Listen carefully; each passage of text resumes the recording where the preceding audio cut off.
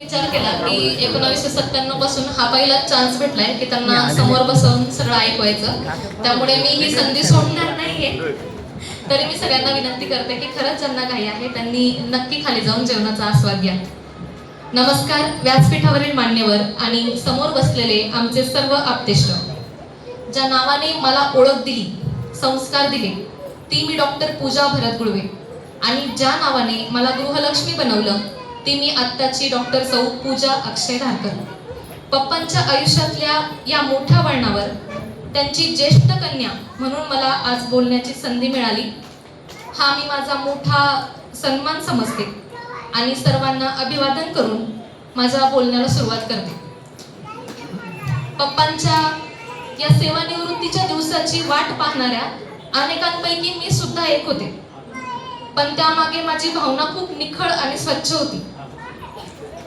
ज्या माणसाने आयुष्याची 32 वर्ष विद्यार्थी आणि शाळेच्या सेवेला दिली, ती व्यक्ती आपल्याही वाटेला भरभरून यावी असं नेहमी वाटायचं.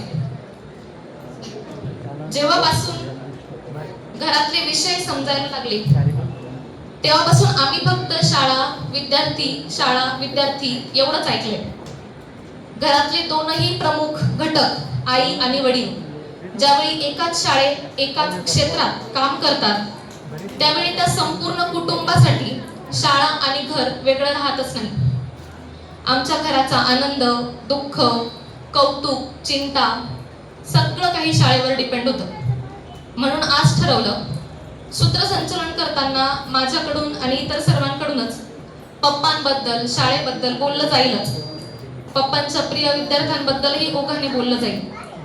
पण माझ्या आयुष्याची 28 वर्ष मला त्यांच्याबद्दल काय वाटतं हे जगासमोर आणि स्पेशली त्यांना असं समोर बसवून सांगता येईल हे अशक्य आहे. म्हणून मी आज त्यांना पत्र लिहायचं ठरवलंय.